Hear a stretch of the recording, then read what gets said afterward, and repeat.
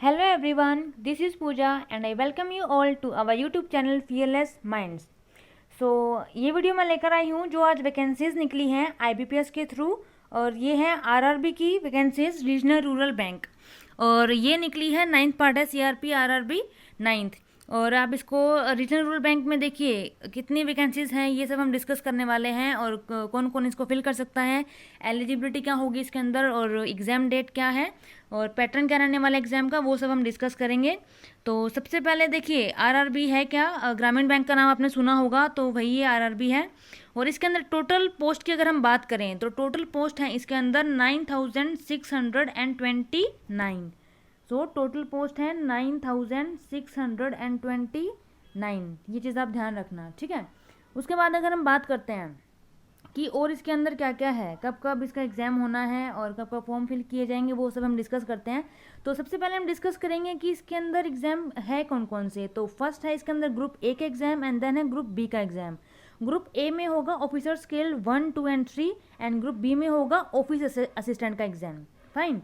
तो उसके बाद अगर हम बात करें कि जो ऑफिशियल नोटिफिकेशन है इसके अंदर जो डेट आई है और जो मंथ्स हैं वो कौन से हैं जो ऑनलाइन एग्ज़ाम होगा, तो ऑनलाइन एग्ज़ाम की इन्होंने मेंशन किया हुआ है। देखिए ऑनलाइन एग्जामिनेशन के लिए इन्होंने बोला है कि टेंटेटिवली जो डेट है वो या तो सितंबर एंड अक्टूबर या फिर नवंबर 2020 में होगा। फाइन। तो जो ऑनलाइन एग्ज़ाम है उसका तो सितंबर अक्टूबर का इन्होंने सोचा है। और अगर बात करें कि इसके जो इंटरव्यू होगा तो इंटरव्यू की डेट के लिए इन्होंने अभी नवंबर 2020 के लिए बोला है कि इसका इंटरव्यू कंडक्ट हो जाएगा। तो आगे बात करते हैं कि और इसके अंदर क्या क्या है। तो ये मैंने बता दिया कि ग्रुप ए में है जो ऑफिसर्स 1, 2, 3 आएंगे एंड ग्रुप बी में ऑफिस असिस्टेंट की पोस्ट रहेगी। उसके अलावा हम देख लेते हैं कि जो ये बैंक्स हैं, ये देखिए अब डिफरेंट बैंक्स है, जैसे आंध्र प्रदेश का ग्रामीण विकास बैंक है, ठीक है। तो अलग अलग इसके अंदर आपको दिख जाएंगे जितना भी ये बैंक है। और टोटल नंबर ऑफ बैंक्स की अगर हम बात करें तो इसके अंदर ये 43 हैं। फाइन।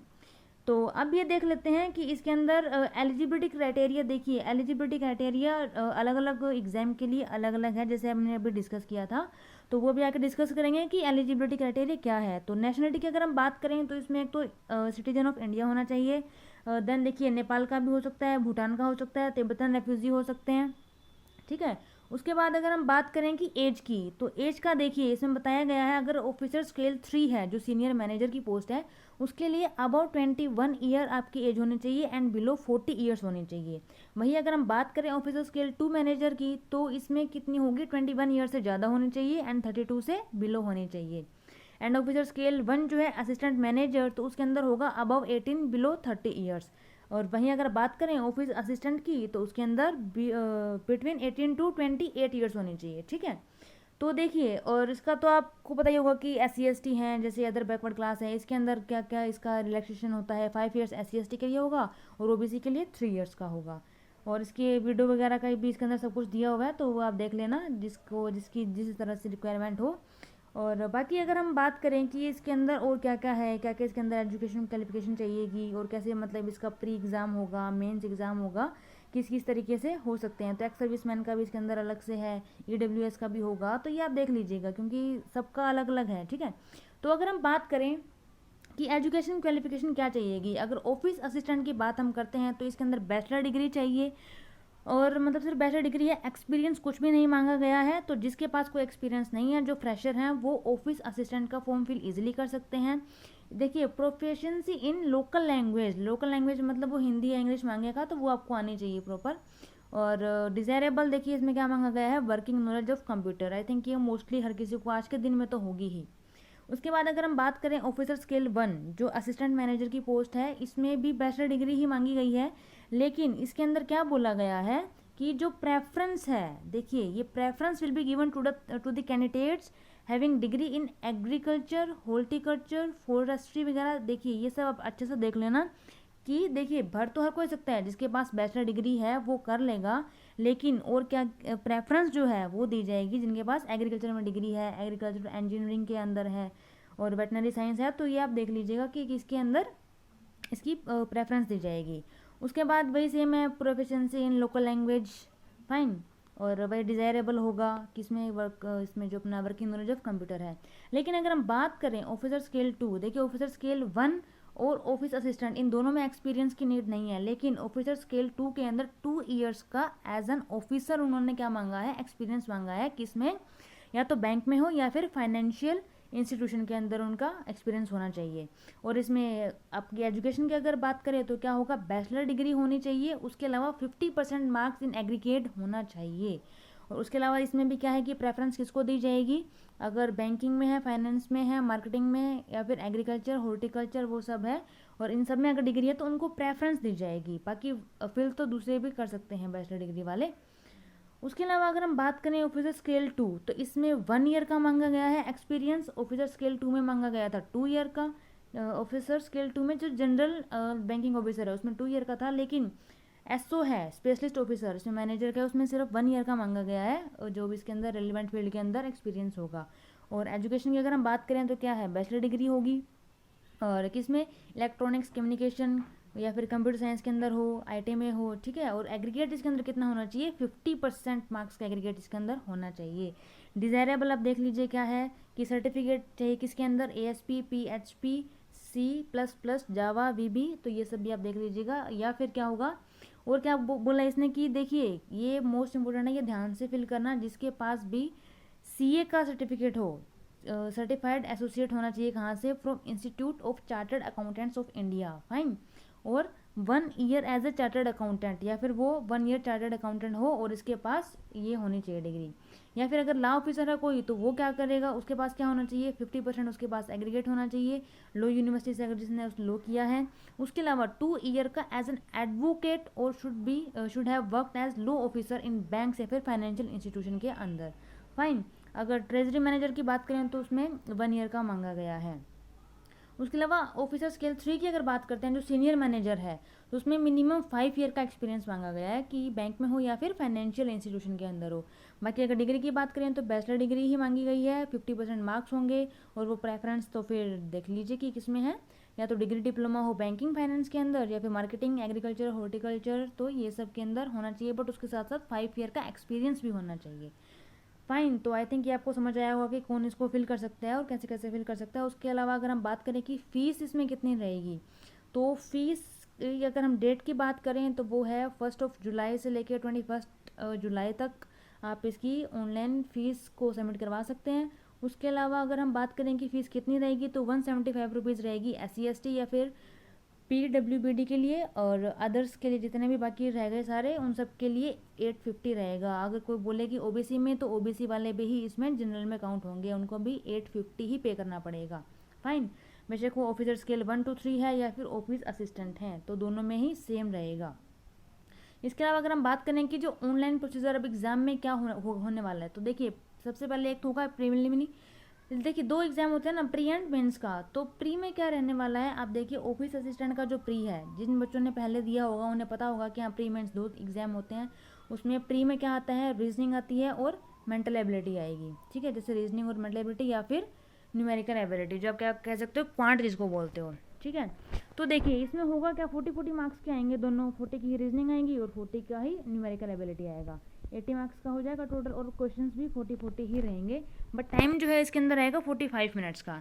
उसी की अगर हम बात करें ऑफिसर स्केल 1, तो उसका भी जो प्री एग्जाम होगा उसमें भी सेम यही प्रोसीजर रहेगा, 80 questions, 80 marks, 40 both reasoning and quantitative aptitude and 45 minutes, fine.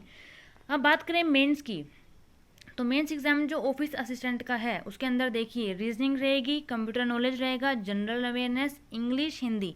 English और हिंदी में से आपको कोई भी एक चूज़ करना है, फाइन, दोनों नहीं करना, कोई भी एक देना, या तो इंग्लिश का एग्जाम दोगे या फिर इसमें हिंदी का दोगे, और न्यूमेरिकल एबिलिटी आपका रहेगा। बाकी रीजनिंग जो है और जनरल नॉलेज की अगर हम बात करें या फिर कंप्यूटर है, तो ये सब जो पैटर्न है, ये अगर आप मीडियम की बात करो तो इंग्लिश हिंदी दोनों में आएगा, बट अगर आप इंग्लिश का एग्जाम दोगे तो सिर्फ इंग्लिश में आएगा, और हिंदी का दोगे तो सिर्फ हिंदी में आएगा। काफ़ी लोग ये सोचते होंगे कि अगर इंग्लिश का एग्जाम है वो हिंदी में भी आ जाएगा क्या, तो ऐसा कुछ भी नहीं है, इंग्लिश का एग्जाम सिर्फ इंग्लिश में होगा, फाइन। और देखिए टोटल आएंगे, टोटल नंबर ऑफ जो क्वेश्चंस है वो 200 है, और जो मार्क्स हैं वो भी 200 है, और इसकी जो टाइमिंग है वो 2 आवर्स रहेगी। सेम प्रोसीजर ऑफिसर स्केल 1 में रहेगा, रीजनिंग है, कंप्यूटर है, GA होगा, इंग्लिश और हिंदी दोनों में से एक चूज़ करना होगा आपको, और क्वांट रहेगा इसके अंदर, फाइन। और इंग्लिश वही है, इंग्लिश में आएगी, हिंदी हिंदी में आएगी। टाइमिंग इसमें 2 आवर्स रहेंगे। नंबर ऑफ क्वेश्चंस की अगर हम बात करें तो 200 है, और मैक्सिमम मार्क्स अगर हम बात करें तो वो भी 200 रहेगा। फाइन। तो आप इसमें ये देख लीजिएगा ये कौन सा, देखिए अब अगर आप भर रहे हैं कि कोई आंध्र प्रदेश से भर रहा है तो उसमें आपको मीडियम बता दिया जाएगा कि जो एग्ज़ाम है उसमें कौन कौन सी लैंग्वेज आएगी। तो इंग्लिश है, हिंदी है, तेलुगु है। फाइन। तो आप जहाँ से भर रहे हो एक बार देख लेना, जैसे हरियाणा का है इंग्लिश और हिंदी, तो ये दोनों भर सकते हैं। गुजरात से भर रहे हो तो इंग्लिश, हिंदी एंड गुजराती तीनों उसको आने चाहिए। देखिए आनी चाहिए इन द सेंस की है, मान लो आप गुजरात से भरते हो और आपने एग्ज़ाम दे दिया, और मेंस में जैसे आप एग्ज़ाम दोगे और उसमें वो पूछेगा कि आपने कौन सी लैंग्वेज में एग्ज़ाम देना है, तो इंग्लिश हिंदी मान लो आप उसमें चूज़ करोगे कि आपने इंग्लिश में दे आए, उसके बाद गुजराती टेस्ट अलग से होता है। क्योंकि एक तो वो पूछेगा कि या तो आप में जो 10th किया है, 10th में आपके पास गुजराती सब्जेक्ट होना चाहिए। अगर आपके पास नहीं है तो क्या होगा, जब आपका प्री और मेंस दोनों एग्जाम हो जाएंगे और दोनों क्वालिफाई हो जाएंगे, देखो प्री क्वालिफाई होगा तो मेंस में जाओगे, मेंस क्वालिफाई हो गया तो उसके बाद एक टेस्ट होगा, तो उसमें आपकी गुजराती लैंग्वेज चेक की जाएगी। और गुजराती इतनी ज़्यादा मतलब अगर आप देखो तो लेंथी नहीं है, एज ए हिंदी ही है। थोड़ी बहुत अगर प्रैक्टिस करोगे तो गुजराती आ जाएगी। तो किसी ने गुजरात का अगर भरना है तो डेफिनेटली वो भर सकता है। ऐसा नहीं सोचना कि मेरे पास 10th में गुजराती नहीं थी तो मैं भर नहीं सकता। ठीक है, तो ये आप भर सकते हो, कोई ऐसी बात नहीं है कि गुजराती मांगेगा। बस एक बार टेस्ट ज़रूर होगा बस। और अगर देखो एक बार वो टेस्ट क्वालिफाई भी नहीं हुआ ना, उसके बाद भी वो आपको टाइम देता है कि हाँ इतने टाइम आपके पास है, महीना या कुछ 30 डेज़ 15 डेज़ कुछ देगा। उस टाइम में आप दोबारा भी वो टेस्ट दे सकते हो, तो उस टाइम में भी आप सीख सकते हो, ऐसी कोई बात बड़ी है नहीं। तो बाकी लैंग्वेजेस का तो थोड़ा देखिए लेंथी है, बट गुजराती है, और गुजरात में इतना ज़्यादा कंपटीशन भी नहीं होता है जितना कि हरियाणा और अपना दिल्ली की हम बात करें, चंडीगढ़ की तरफ की बात करें, तो यहाँ कंपटीशन बहुत ज़्यादा है। तो किसी को लगता है कि हाँ वो गुजरात जाके कर सकता है तो डेफिनेटली वो वहाँ की फिल कर सकता है। हाँ, किसी को हरियाणा में ही अगर जॉब करनी है तो वो डेफिनेटली हरियाणा से फिल करे। बाकी अपने स्टेट्स आप देख लेना जो जो जहाँ से फिल कर रहे हैं। अब अगर बात करें ऑफिसर स्केल 2 की, फाइन, तो इसमें क्या क्या एग्जाम रहने वाले हैं, वही reasoning, computer and financial awareness, English और हिंदी इन दोनों में से कोई एक करना होगा, और क्वांटिटेटिव एप्टीट्यूड और डाटा इंटरप्रिटेशन, DI जिसे आप बोलते हैं।